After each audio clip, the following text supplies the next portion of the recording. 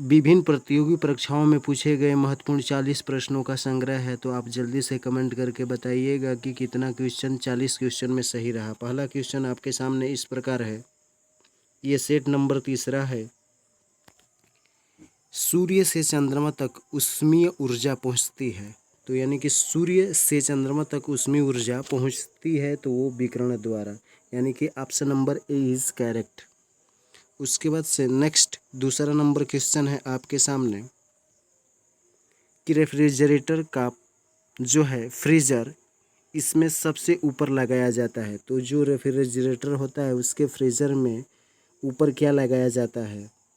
तो इसमें लगाया जाता है जिससे यह संवहन द्वारा धारा क्या हो जाए, समुचित प्रवाह कर सके और भीतरी भाग ठंडा हो सके। इसके लिए ये जो कि रेफ्रिजरेटर है उसमें फ्रीजर का उपयोग किया जाता है ऊपरी सतह पर। उसके बाद से नेक्स्ट तीसरा नंबर क्वेश्चन है कि विद्युत जो हीटर है, विद्युत हीटर का तंतु बना होता है। विद्युत हीटर का जो तंतु बना होता है वो नाइक्रोम का बना होता है, यानी कि option number C is correct. उसके बाद से नेक्स्ट चौथा नंबर क्वेश्चन है कि मैनोमीटर के द्वारा किसकी माप की जाती है। यानी कि मैनोमीटर है उससे किसकी माप की जाती है? तो उससे जो कि वायु दाब की माप की जाती है, यानी कि चौथे का option number A is correct.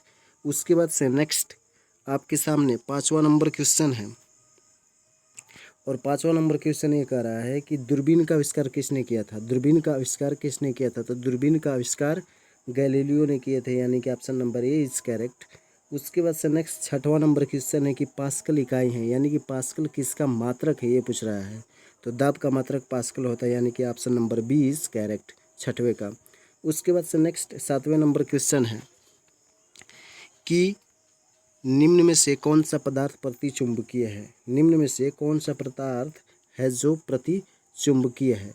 आपके सामने ऑप्शन इस प्रकार है। तो इसमें जल जो है option number C is correct, वो प्रतिचुंबकीय है। उसके बाद से नेक्स्ट आठवां नंबर क्वेश्चन है कि ट्रांसफर प्रयुक्त होते हैं, यानी कि ट्रांसफार्मर का प्रयोग किया जाता है, वो किसके लिए किया जाता है?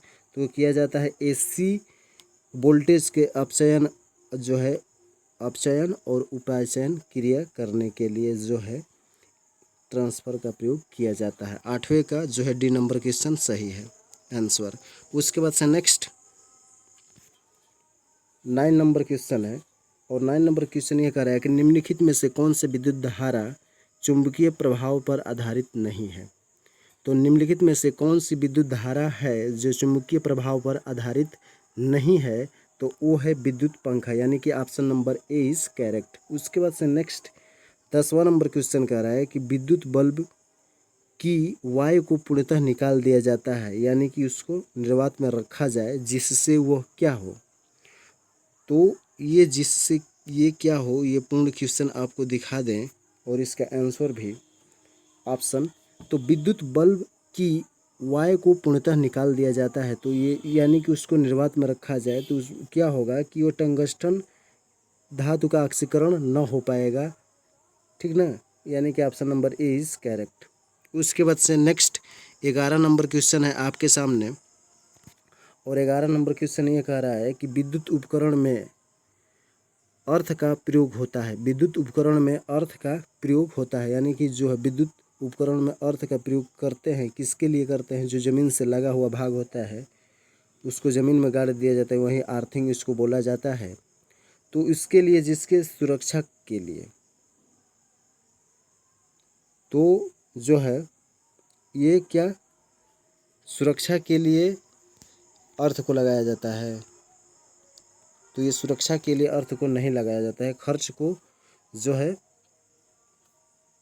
फेज में, इसको फेज में काम करने के लिए क्योंकि इसका उपकरण फेज में काम कर सके इसीलिए अर्थ का प्रयोग किया जाता है, यानी कि ऑप्शन नंबर जो है इसका बी इज करेक्ट है 11 नंबर क्वेश्चन का। उसके बाद से नेक्स्ट आपके सामने 12 नंबर क्वेश्चन है कि निम्नलिखित में से किसने लेजर का आविष्कार किया, यानी कि लेजर का आविष्कार किसने किया था?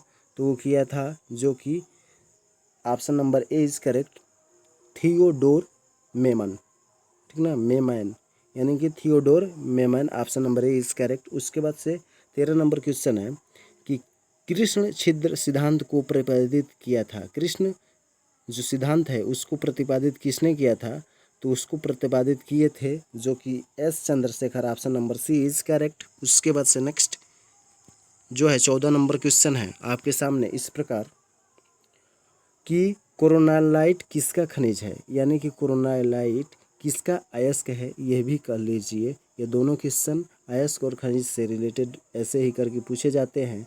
तो 14 नंबर क्वेश्चन का कौन सा ऑप्शन आपको सही दिख रहा है, तो जो है कोरोनालाइट जो मैग्नीशियम का क्या है, एक अयस्क है या उसका खनिज है। उसके बाद से नेक्स्ट 15 नंबर क्वेश्चन कह रहा है कि पानी आयनिक लवण का सुविलायक है क्यों। पानी आयनिक लवण का शुभलायक है, ऑप्शन आपके सामने इस प्रकार है, वो किस लिए है, तो 15 नंबर ऑप्शन जो कि क्योंकि इसका द्विध्रुवीय आघूर्ण अधिक होता है, इसी कारण जो है आयनिक लवण है वो पानी का विलायक है। उसके बाद से नेक्स्ट 16 नंबर क्वेश्चन आपके सामने इस प्रकार है। 16 नंबर क्वेश्चन ये कह रहा है कि विद्युत तार में विद्युत धारा का प्रवाह किसके कारण होता है। विद्युत तार में विद्युत धारा का प्रवाह किसके कारण होता है, तो वो होता है जो कि इलेक्ट्रॉन के कारण, यानी कि 16 का option number A is correct. उसके बाद से नेक्स्ट 17 नंबर क्वेश्चन कह रहा है कि प्राकृतिक जो रबड़ का बहुलक है उसमें किसका प्रयोग किया जाता है, यानी कि प्राकृतिक रबड़ का बहुलक है उसमें किसका प्रयोग किया जाता है, तो किया जाता है आइसोप्रीन का। Option number B is correct. उसके बाद से नेक्स्ट 18 नंबर क्वेश्चन है आपके सामने इस प्रकार।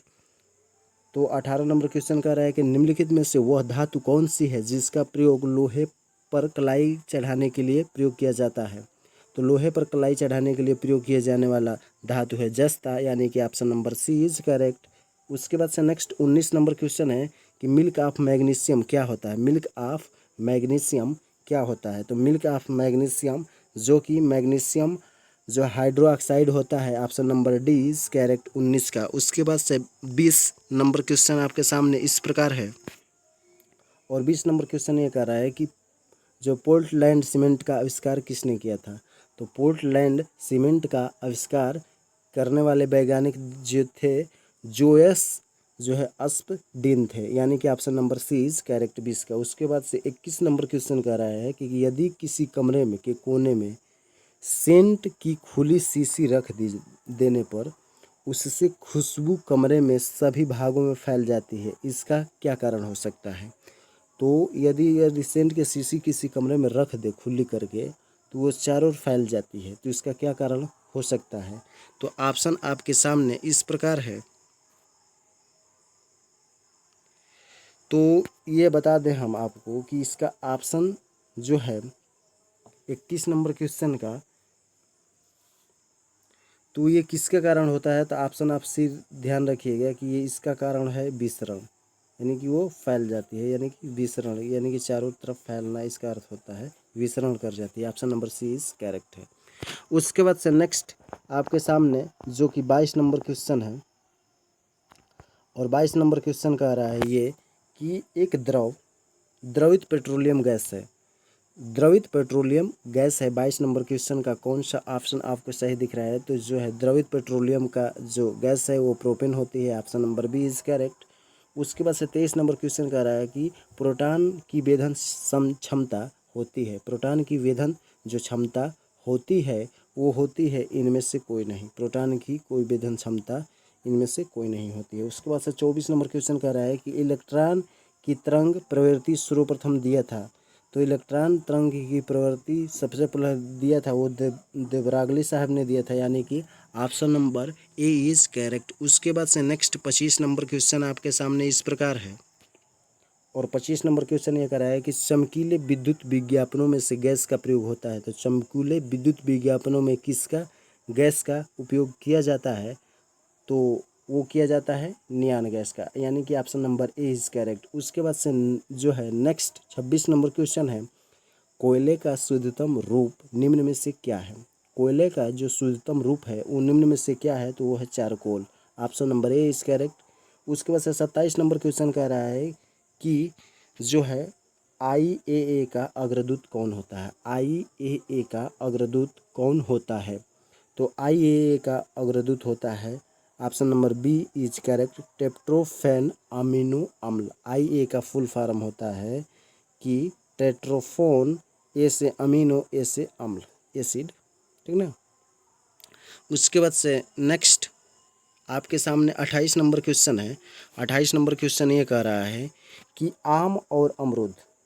आम तथा अमरूद के पौधे किसके द्वारा उगाए जाते हैं। तो आम और अमरूद के पौधों का हम रोपण करके उगाते हैं, यानी कि option number C is correct. उसके बाद से 29 नंबर क्वेश्चन कह रहा है कि डेंगू ज्वर किसके कारण फैलता है।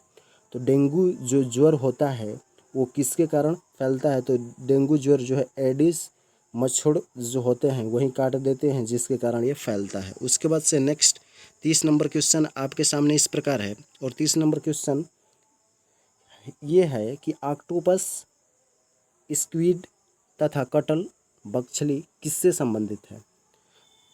ऑक्टोपस, स्क्विड, कटल मछली किससे संबंधित है। तो संबंधित है सिफाइलोपोडा से संबंधित है। Option number D is correct. 31 number question कह रहा है कि मनुष्य के रक्त में आरबीसी का जीवन काल कितना होता है। तो मनुष्य के रक्त में आरबीसी का जीवन काल जो होता है वो 120 दिन होता है, यानी कि option number C is correct. उसके बाद से नेक्स्ट 32 नंबर क्वेश्चन कह रहा है कि डाईपेडिसिस है। तो डाईपेडिसिस आप क्या है। ऑप्शन आपके सामने इस प्रकार है। तो डायपेटिसिस क्या है। तो डायपेटिसिस एक जो है WBC का घाव के स्थान पर गमन करने वाला पदार्थ होता है। उसके बाद से 33 नंबर क्वेश्चन कर रहा है कि आंत का कौन सा भाग आमाशय के निकट स्थित होता है। तो आंत का कौन सा भाग जो आमाशय के निकट स्थित होता है, यानी कि option number B is correct, यानी कि ड्यूनिडम ऐसा अंग है जो कि आंत के आमाशय के निकट होता है। उसके बाद से नेक्स्ट आपके सामने जो कि 34 नंबर क्वेश्चन है।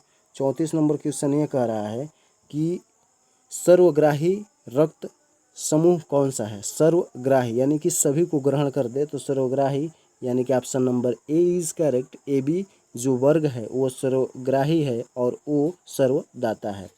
उसके बाद से 35 नंबर क्वेश्चन कह रहा है कि मूत्र का पीला रंग किसके कारण होता है। तो मूत्र का पीला रंग किसके कारण होता है, आप जल्दी से कमेंट करके बताइए कि कौन सा ऑप्शन आपको सही है।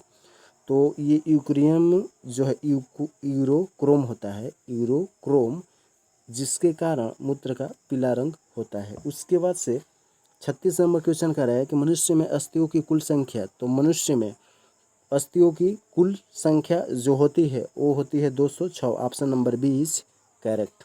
उसके बाद से नेक्स्ट आपके सामने 37 नंबर क्वेश्चन है। और 37 नंबर क्वेश्चन ये कह रहा है कि लड़ाई, उड़ान तथा डर हार्मोन्स किसके कारण ये जो है स्रावित होने से ये अनुभव होता है। यानी कि लड़ाई, उड़ान और डर किस हार्मोन के कारण जो है ये स्थित होता है। एड्रीनेलिन यानी कि एड्रीनेलिन हार्मोन्स है जिसके कारण आपको लड़ाई और डर जो कि उड़ान फ्लाइट, ठीक ना, इसका महसूस होता है। उसके बाद से अब 38 नंबर क्वेश्चन है कि एड्स एक प्रकार की बीमारी है। तो एड्स किस प्रकार की बीमारी है, आप जल्दी से ऑप्शन के अनुसार बताएं कि इसमें कौन सा सही है। तो एड्स एक जो है विषाणु, एड्स वायरस द्वारा फैलता है, जो कि option number B is correct. उसके बाद से 39 नंबर क्वेश्चन ये करा है कि प्रमस्तिष्क मलेरिया किसके द्वारा होता है। प्रमस्तिष्क मलेरिया किसके द्वारा होता है। तो जो प्रमस्तिष्क मलेरिया किसके द्वारा होता है, ऑप्शन आपके सामने इस प्रकार है।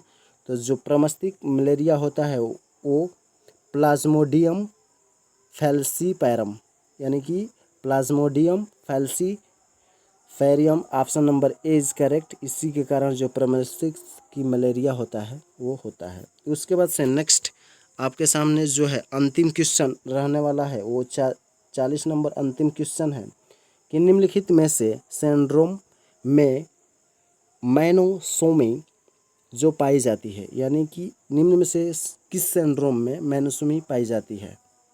तो वो पाई जाती है जो कि टर्नर सिंड्रोम होता है, जिसमें जो है मैनोसो में पाई जाती है।